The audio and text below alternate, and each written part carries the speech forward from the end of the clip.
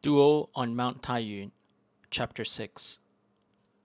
True to his words, Ling Feng brought Yaoyao to a bamboo hut nestled against the side of a small mountain overlooking a lake.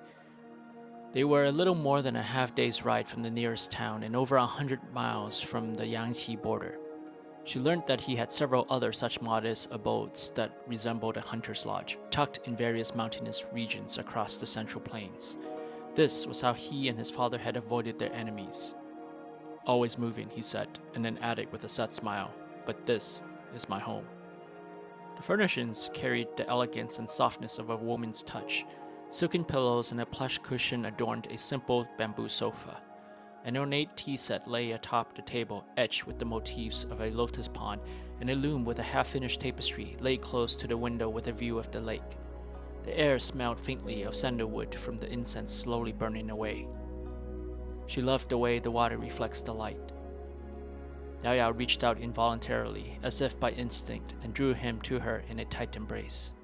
His love for his mother reminded her of her loss. Holding him was a way to anchor herself. Perhaps he felt the same. The gap, the hole, the emptiness. It threatened to consume them. Only within his arms and her embrace could they find wholeness. In her imagination, he had leaned down to kiss her lips, but in his recollection, she had leapt into his arms, wrapping her legs around his body as she hungered for his warmth. There was a certain dichotomy of the act of giving and receiving, of loving and being loved. Even as they explored one another for the first time, an awkwardness here, an apology there, and through the giggles, laughter, and tears, they made one another complete. Time, in a solitary world of two, ceased to have meaning. The days passed and seasons changed. Yaoyao took her seat by the window, gazing at the silent ripples of the lake, sparkling like a million diamonds scattered across the horizon. Life settled into routine, much like the one she had on Mount Liang. During the day, she tended the garden, mended or made new clothes, and spent her time preparing dishes. Sometimes she helped gut, skin, and tend the hides from the animals that Feng brought home. On occasion, she would join him, or went down to the lake to swim or fish, often both. Every fortnight, they went to Hucheng, the nearby town, to sell their leather and fur and purchase tools and other necessities. When a particular theater troupe came, they would stay the night at one of the nicer inns. She smiled at how her life had transpired compared to the one she had imagined as a child. It was much simpler. She was not living at Ouyang Manor with her parents, nor was she married to a rich, powerful lord and traveled across the central plains to give alms to the populace wrecked by war. There was no retinue of maids, no fancy gowns, and no stable of racehorses and war horses for her to choose from depending on her mood. She only had Ling Feng, but was beyond content. Having more only meant diluting her experiences and what she had to give. Yaoyao ran her fingers over the worn strings of the recurved bow. The arrowheads, too, were old and probably could not last another resharpening. She gathered the items and headed toward town, thinking of Feng's surprised expression seeing these items replaced. Huachun, though a small town, had many of the amenities found in larger cities. It simply had a fewer number of them. Fortunately, the blacksmith, Old Wang, and Bauer, Cheng Sheng, were capable. They told her to return in a few hours, and she spent her time on the second story of a tavern, drinking and glancing out the window at people. A group of beggars caught her eye as they communicated through a complex system of hand gestures. Indeed, the saying that the beggars' clan's network was as wide as heaven itself had merit. No town was too small for their agents. A mischievous thought came to her, and she decided to follow 3 of the men that were most likely returning to their hideout with news and messages. At home, these reports came to her father through an intermediary who combined military intelligence with those from the pelagous world of the rivers and lakes. She missed learning about the world and the events that drive it. This compulsion was dangerous, but a quiet, secluded life did little to change her nature and desire for a little excitement. The 3 men moved into a narrow alleyway, forming a choke point for sentries to spot and possibly assail anyone following. Yaoyao scaled the short wall and continued from the tiled roofs of the buildings above. She paused as she spotted a shadow amongst the branches of a tall elm and slipped down onto the path below. The The men had split again, each taking a different route, but she already focused on her target, the one who took an indirect path toward the older, more decrepit outskirts of town. When he arrived at an abandoned manor, a small group of men were already there, including his two companions. It was a good location, slightly off the main road, full of vegetative overgrowth and untrimmed trees growing wild that provided natural concealment against curious eyes. This last bit made Yaoyao smile as she snuck around the sentries posted on rooftops and tree branches. The architecture of the manor itself felt familiar to Yaoyao, as it was built in a similar fashion to most large estates she had visited. Near the servants' entrance was a tunnel for the guard dogs of the house to come and go freely. Ouyang Manor had several of these, and she had made use of them on the few occasions she needed to sneak out without her parents' knowledge. She tracked the voices to the rundown courtyard where a group of men stood with one of them, most likely the leader of the chapter, sat atop a stone table. The man spoke softly but loud enough for those present to hear clearly. An attack occurred on the caravan carrying tribute to the vice premier of Yan, most likely the work of a rival political faction. The five-star sect has a new leader, Zhongkai, who allied himself with the Yu government and will likely conduct business on behalf of Yu in the future. An elder of the Black Snakes has passed, probably of natural causes due to his age. The implication can be large given the elders advocate for moderation within the gang. Black Snakes will likely be more aggressive in the future. The men reported more news while the leader nodded and another member, seemingly the scribe, made note of important details. Next on the agenda were client requests, starting with those that had been completed and whether a final payment was due. Yaoyao heard nothing intriguing and started her retreat when a comment froze her. "Are you sure?" asked the leader. "Most certainly," the messenger said. Ouyang Shang has accepted the invitation to meet at Mount Taiyuan on the 5th of the 12th month. The man reached into his pocket and produced a scented pouch, one that Yaoyao recognized immediately as proof of the delivery and confirmation against the validity of the reply. Words blurred into noise. She remembered retreating from the place and somehow making the journey home with her purchases. There was a deep ache that hurt like a betrayal. Never would she claim to fully understand what Ling Feng had went through, what her father did, or that Feng would ever forgive. She hoped anyway. Was she not enough? A hand went reflexively to her belly. She had to hope, for their sake. When Ling Feng returned, she greeted him as she always had, with a gentle embrace that always felt a little too short. She wanted to surprise him with her gifts, but he did it first. He made her guess. She laughed and then cried. "You're an imbecile, you know that, Ling Feng?" she said. His bemused expression brought another laugh and more tears. "Dangshan has a distinctive smell. I'm familiar with herbs." The comment made him laugh too, and he reached out gently to brush the tears from her cheeks. "Don't cry." "So you already know?" she asked. He nodded and asked for her hand. Feng led her to his workshop, where he had prohibited her from entering over the last 10 days. Inside were several different furnishings, from a crib to a wooden horse for children. "I've seen you sick, and when you were asleep, I felt your pulse," he smiled. "I do know a bit of medicine." "Oh, really? Well, Dr. Ling, would you mind telling me if it's a boy or girl? My fool of a husband would like to know." "Lady Ling, if you must, I'll say that your dolt of a husband don't mind much either way." In that case, she stood on her toes and kissed him. Sometimes one could only hope. In the days that followed, Ouyang Yaoyao attempted to ascertain Ling Feng's role as the beggar clan's client, who tasked them with delivering a message to her father. She never found the scented pouch, and Feng acted no differently. He was caring, kind, and gentle. The pain and anger that radiated from him dulled to a faint ember. She doubted it would ever completely fade, just as some wounds never heal. In time, she forgot about the incident. Her mind shifted to concerns about her unborn child's health and the preparations for a nursery, where Feng endlessly spent his time furnishing. As the weather changed to a rainy winter, Ling Feng wanted to make a final run to Wuchang, a much larger city than Huatuan, to sell what remained of his considerable supply of furs, leather, antlers, and horns. He always had business with the Taishan Bank, which had a branch there. I'd only be away for a few days, he told her. With the baby, we'd need more coins on hand. She saw him off, leaving a piece of herself with him. A thought came to her, as they usually do.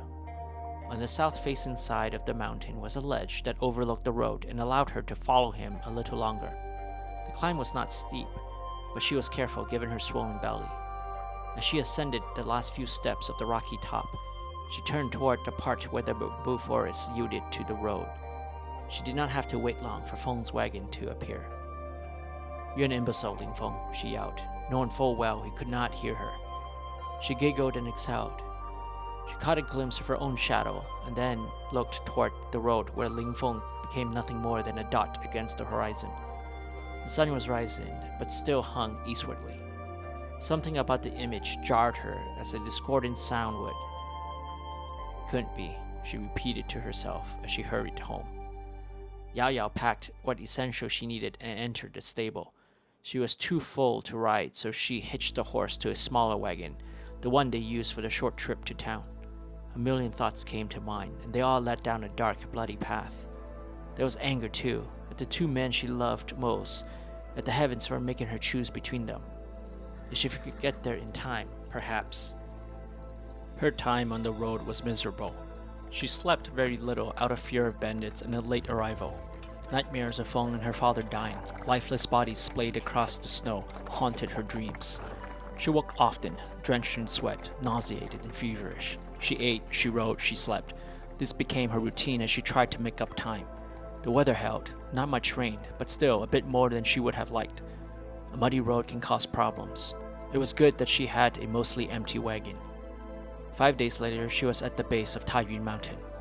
An hour into the ascent, Yaoyao picked up the distinctive tracks of Feng's wagon. She paused, taking time and measured breaths to master her many conflicting emotions. She needed to be clear of mind to face what lay at the summit. The climb was not difficult, but a little more than halfway, the trail forced her to continue on foot. The loose gravel and steep angle of the narrow path slowed her more than it should. Her balance was not as good as before, and she tired quickly. The path became treacherous the higher she went, as snow began to fall. Still, she pushed onward against fear, fatigue, and pain. She dared not stop to let her thoughts wander. A world without either one of the men would be empty and foreign. Her legs and lungs burned, and her back threatened to break. Even her unborn child seemed to protest and kicked at her. Somehow, despite it all, she made it to the summit. Feng's trail had disappeared further back along the path. She suspected he had taken a shorter route by climbing the western face of the mountain. The route was more challenging in winter with the wind and snow, but it had plenty of hand and footholds. It also allowed someone to avoid an ambush from ascending the main path. She was eager to find Feng and her father, but she knew she lacked the strength and time to scout the entire area. Yaoyao aimed for the highest point of the summit. She had seen enough duels to know that the most suitable terrain were those cleared of obstruction and offered a nice, even surface for the combatants to move. There was only one such area on Taiyuan Mountain. To the north, the forest cleared away to review the switchback leading right to the cliff. She thought she could make out two small dots on opposite sides of the clearing. Terrible thoughts rushed into her mind, filling it with gruesome images of mortal wounds and horrific injuries that the men had inflicted on one another. Her heart thumped. Her stomach spasmed. Yaoyao leaned against a tree, clutching to her abdomen, and through gritted teeth she drew a breath, long and hard. The easiest way to accomplish a difficult task is to start doing it. Eliminate thinking, excuses from the process, and focus only on the small steps. One foot, and then the other. She started to move again. She heard their voices before seeing them, but that was a good sign. Talking was much more preferable than fighting. The speaker was Feng. His voice was calm, almost to the point of being cold. "I'm not asking. I don't care what you think, but she does despite it all." "Is she well?" She heard her father's voice. Yaoyao crept closer and saw Oyangshan. His face aged significantly from when she last saw him. "She is. You need not worry," Ling Feng said. "I'll protect her with my life." There was a long silence, and then Oyangshan slowly nodded. My thanks. The old man drew his sword and gripped the bare blade with his hand. A rivulet of blood dripped onto the frozen ground, proof of its untaintedness. Shall we? Ling Feng unsheathed his blade. I would not kill you for her sake, but honor demands I defeat you. You will have the best of my blade as atonement, Oyangshan said, but you won't die by my hands, Ling Feng. Why did you do it? Oyangshan shook his head and laughed, a sad, joyless sound heavy with self-hatred. For an empty title and a hollow name. Elevate a man with lofty expectations and he would destroy himself. Wallow in your grief alone for all your days, old man. After today, you would not hear from me again. Ling Feng let his scabbard fall. In that moment, he covered the distance between them, and his sword whipped across the afternoon sky in a brilliant arc. Oyangshan sidestepped to avoid the blow, and leveled his blade at Ling Feng's exposed flank in a vicious thrust. The young man parried, and the duel commenced. The clashing blades rang like metal chimes in a hurricane. Yaoyao struggled to keep pace with the speed of their movements. She wanted to stop the duel, but understood that this was the closure Ling Feng needed, what the Oyangs owed the Lings. Despite the men's skills and their well-intentions, accidents could happen. She turned away, unable to bear the sight, and a glint of sunlight caught her eye. She squinted in the direction of where the light had hit her. There was nothing at first except shadows enwrapped within the foliage. Then she saw shapes within the darkness. Without another thought, she ran toward the trees and flicked her dagger in the direction of movement. Ambush! She screamed, not stopping to see if Feng and her father had registered her warning. Men began to scatter as she flushed them out as a hunting dog would to prey. One of the men had tripped and was slow to rise. When he looked up, Yaoyao ran her knee against his face to the sound of a familiar crunch. She took his bow and quiver and began to shoot the assailants, losing as many arrows as she could to stall the assassins. One of her shots stayed true and hit a man in the buttocks. She finished him with a slash to his neck. Her abdomen contracted hard and Yaoyao stumbled to her knee. She struggled to catch her breath. A man loomed over her. Before she could react, he splattered her with his blood as a sword pierced his chest. Yaoyao, Oyangshan said. He helped her up and folded her into his arms. I thought... Father, she said, and then grimaced again. The contractions worsened. Ling Feng, Oyangshan shouted as he parried the blow and countered with a cut. Feng disengaged from his fight and withdrew to Yaoyao's side. Are you hurt? He asked. No, but I think you're going to be a father soon. Through the pain and despite the dire circumstance, she managed to smile. Yaoyao, you are insane, he laughed and took her hand. You shouldn't be here. I was afraid the two of you would hurt one another. I won't have killed him, Feng said. He's not going to die, said Oyangshan. Not at my hands, and not here at theirs. Having two of the top swordsmen in the world flanked her should make Yaoyao feel safe. But the attackers moved with a quiet confidence despite the surprise disruption to their ambush, showed their experience and determination. Extrication would be difficult.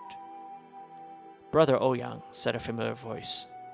The circle of men parted and Mao Zedong stepped forth, lips stretched wide with mirth. He looked at Ling Feng and sighed. I thought you were more capable. Perhaps the soft thighs of a beauty can weaken a young hero's resolve for vengeance. Why are you here? Oyangshan asked, but Yaoyao had started to piece together the answer. This old man might have been the blunt instrument that killed my father, but you are the hand that dealt the blow, Ling Feng said. You saved me the trouble of finding you. Oh? Father, it was he who gave you the poison, Yaoyao pointed at Mao Zedong. Oyangshan nodded, eyes fixed on the man who was his dearest friend. He was the one who helped me into Ouyang Manor, Feng added. You sent those ruffians to Mount Liang to kill us. You didn't need us after the massacre. My dear Yaoyao, you really are a treasure, Mao Zedong said. No, I didn't need you after Oyangshan proved himself incapable of protecting his own city, leading to the deaths of so many officials. He would have lost the trust of His Majesty. But seeing you are still alive, it wasn't too late to try to change that. Except now, it seems Ling Feng and Brother Ouyang would have a friendly contest rather than a mortal combat. Why? Oyangshan asked. voice flat and cold. Because you owe me, Mao Zedong spat. We were both at the siege of Changping, but you became the hero of Changping, and I was merely another lucky survivor. No, there were no heroes that day. Wars don't make heroes, only monsters. Mao Zedong, I see clearly now. You too had a hand in my father's death, but tried to pass full blame on Ouyang Shan. I'll seek my vengeance with you. Then I'll conclude matters with old Ouyang. No, Ouyang Shan said. In that brief moment between the words said and the words to follow, Yaoyao wanted to stop time and linger in her father's presence a little longer. She had at least that gift when her mother fell ill. To say there was closure was a lie. With those we love dearly, there are always things undone and thoughts unsaid. Here, staring at his determined face, tears began to stream uncontrollably down her face. She wanted to hold the moment as firmly as she was gripping his arm, but he kept his attention on Ling Feng. Protect my daughter and take her away. It was after soliciting Feng's acknowledgement that Ouyang Shan turned to Yaoyao. I was foolish. No matter what happens here, don't you and your boy tread my path. Vengeance can be as silly as pride. He loves you and will listen. Then don't, she wanted to scream, but her voice was a muffled cry. Her father's gaze was no longer on her, but on the men that had surrounded them. Ling Feng tugged at her, drawing her away. When her grip on her father's arm loosened and slipped away, she turned and ran. The sound of clashing swords rang all around. Ling Feng had cleared a path for her and was holding the men from pursuit while she made her descent. Despite the agonizing contractions and the heaviness in her arms and legs, Yaoyao continued undeterred, using the sword she lifted from the fallen assailant for balance. The lives of the men she loved depended on her. She was the anchor that kept her father and Feng on the mountain. She had to get away. Hey, you've made it to the end. If you like it so far, please subscribe and like. This lets me know I'm on the right path. And if you can't wait for the next installment of Duel on Mount Taiyuan, then head on over to Amazon and read the story in its entirety for free if you have Kindle Unlimited. Also, if you want to support me, please consider going to my Ko-fi and being a member. Have a great day.